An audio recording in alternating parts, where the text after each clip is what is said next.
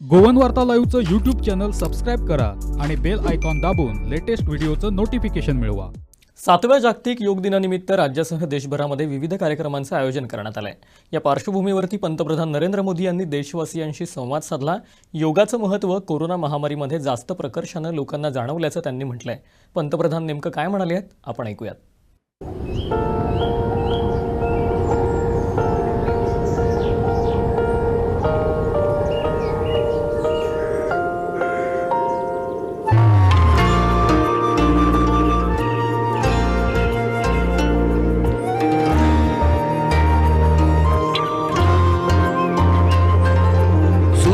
तुझे नमस्ते धरती तुझे नमन, शुक्रिया वायु तेरा, धन्यवाद गगन,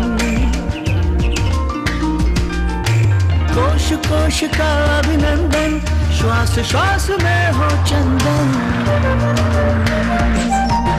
विश्व एक परिवार ने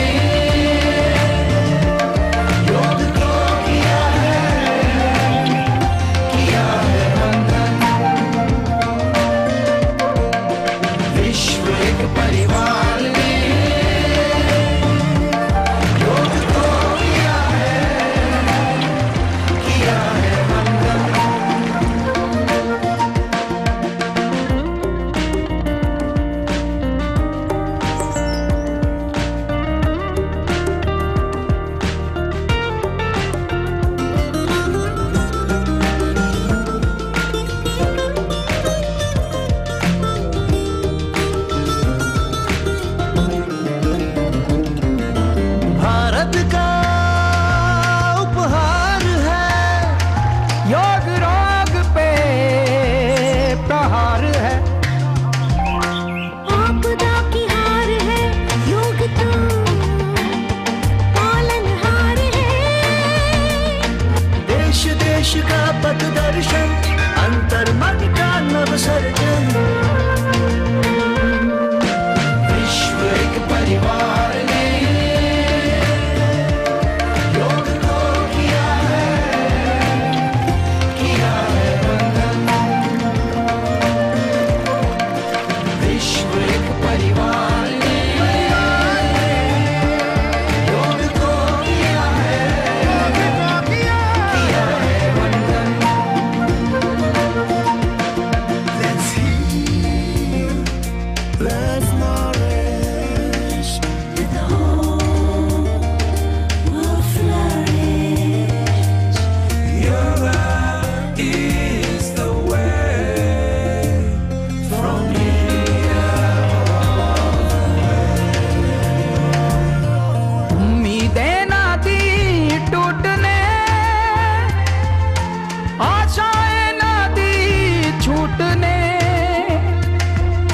की तरह रहे अटल,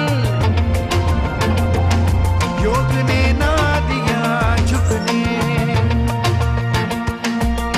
प्राण प्राण का ये बंधन, जीव जीव में स्पंदन। विश्व एक परिवार ने योग को किया है, किया है बंधन।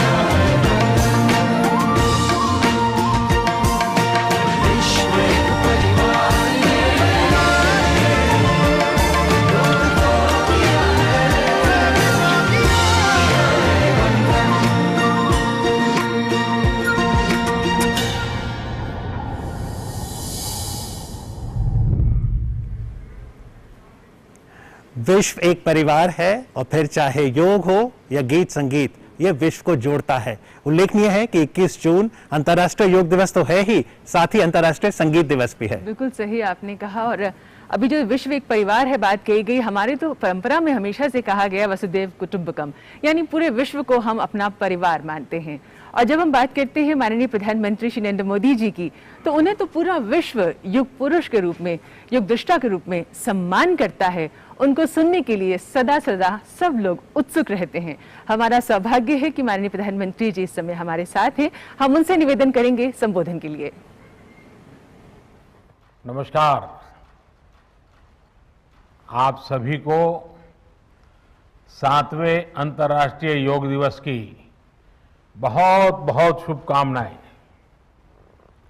आज जब पूरा विश्व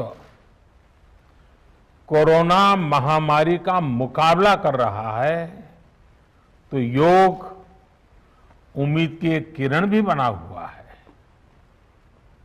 2 वर्ष से दुनिया भर के देशों में और भारत में भले ही बड़ा सार्वजनिक कार्यक्रम आयोजित नहीं हुआ हो, लेकिन योग दिवस के प्रति उत्साह जरा भी कम नहीं हुआ है।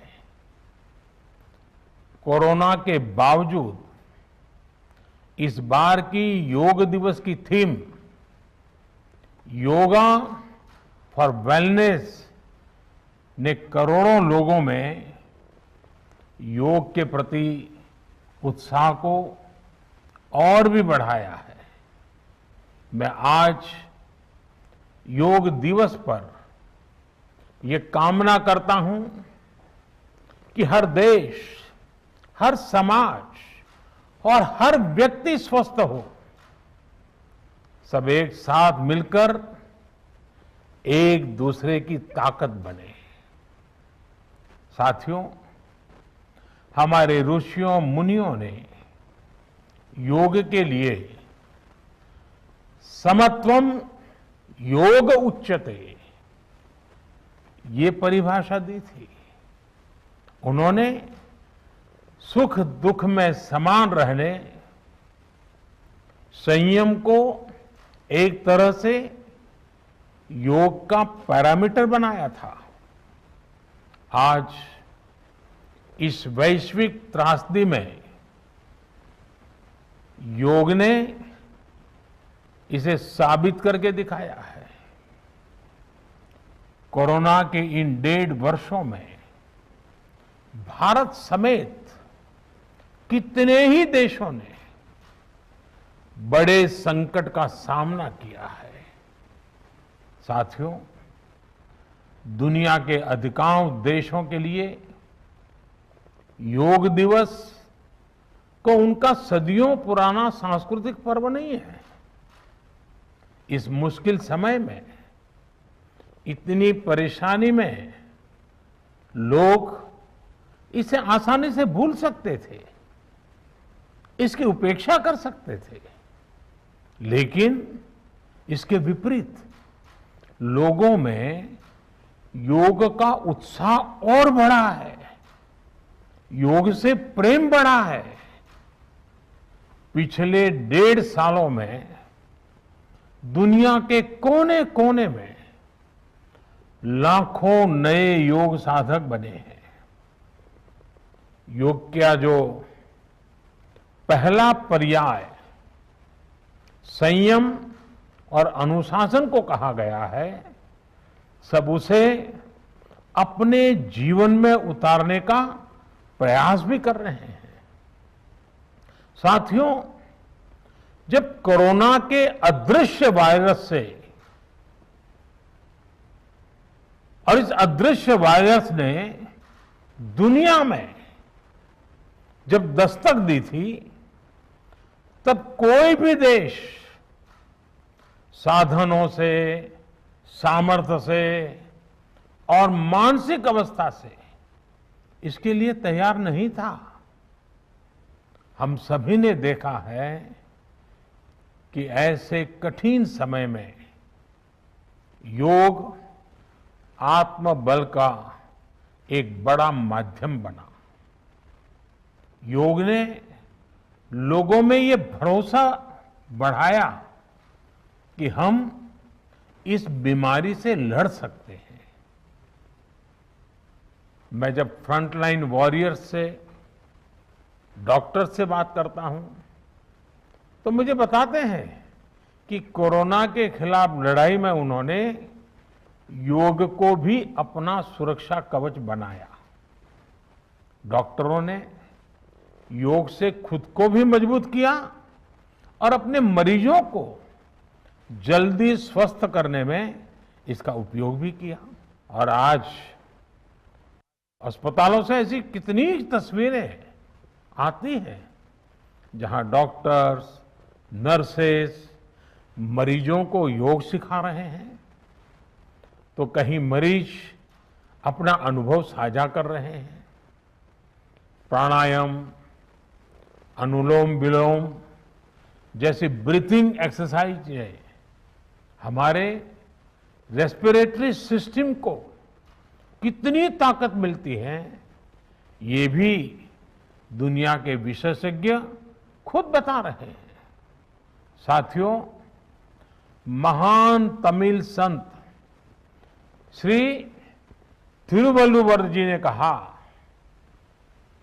नोई नाडी नोई मुद्दल नाडी हदु तनिकुम वायनाडी वाय पच्चयल। अर्थात अगर कोई बीमारी है तो उसे डायग्नाइज करो, उसकी जड़ तक जाओ, बीमारी की वजह क्या है ये पता करो, फिर उसका इलाज सुनिश्चित करो। योग यही रास्ता दिखाता है।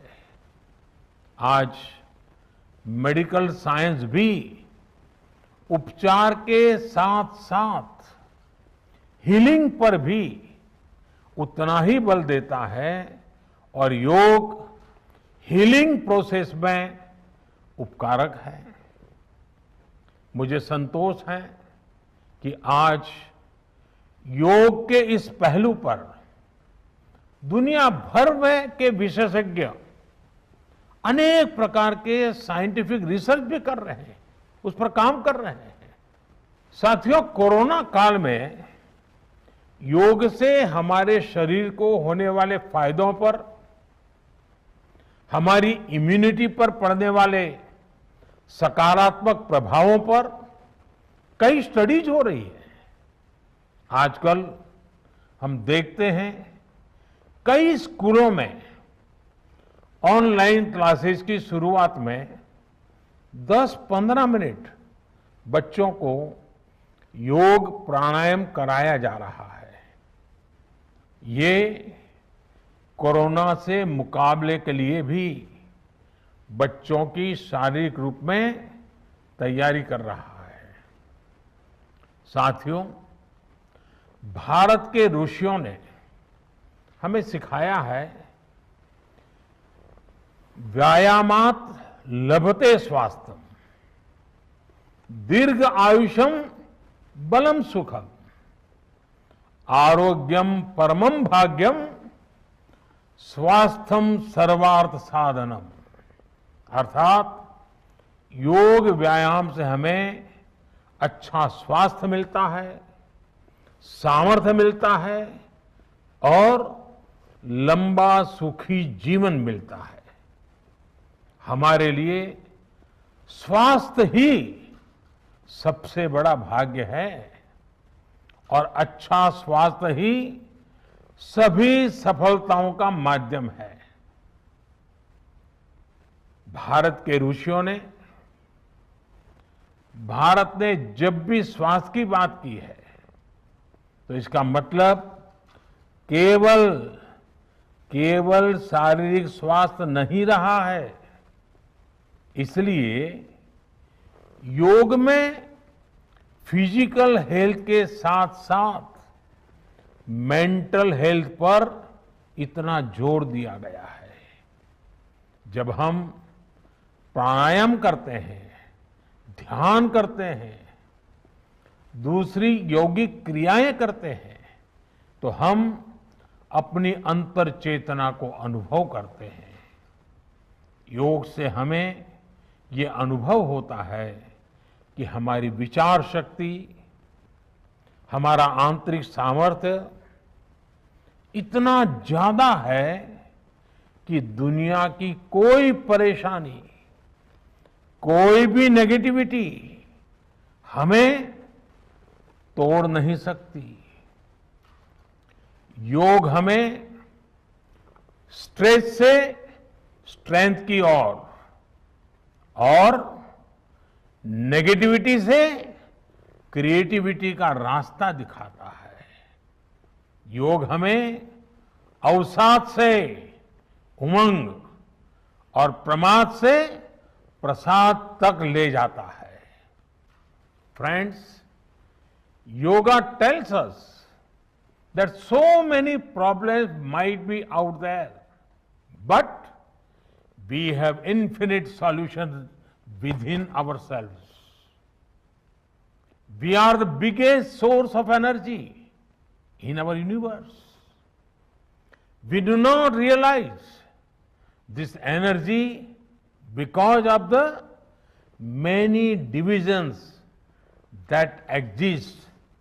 At times, the lives of people exist in silos. These divisions reflect in the overall personality as well. The shift from silo to union is yoga. A proven way to experience a realization of oneness is yoga. I am reminded of the words of the great Gurudev Tagore, who said, and I quote, "The meaning of our self is not to be found in its separateness from God and others, but in the ceaseless realization of yoga of union," unquote. The mantra of Vasudhaiv Kutumbakam, which India has followed since ages, is now finding global acceptance. We all are praying for each other's well-being. If there are threats to humanity, yoga often gives us a way of holistic health. Yoga also gives us a happier way of life. I'm sure yoga will continue playing its preventive as well as positive role in healthcare of masses. साथियों, जब भारत ने United Nations में अंतर्राष्ट्रीय योग दिवस का प्रस्ताव रखा था, तो उसके पीछे यही भावना थी कि योग विज्ञान पूरे विश्व के लिए सुलभ हो। आज इस दिशा में भारत ने यूनाइटेड नेशंस WHO के साथ मिलकर एक और महत्वपूर्ण कदम उठाया है। अब विश्व को एम योगा ऐप की शक्ति मिलने जा रही है। इस ऐप में कॉमन योगा प्रोटोकॉल के आधार पर योग प्रशिक्षण के कई वीडियोस दुनिया की अलग अलग भाषाओं में उपलब्ध होंगे।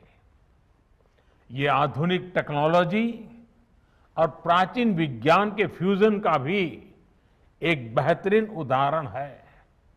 मुझे पूरा विश्वास है एम योगा ऐप योग का विस्तार दुनिया भर में करने और वन वर्ल्ड वन हेल्थ के प्रयासों को सफल बनाने में बड़ी भूमिका निभाएगा।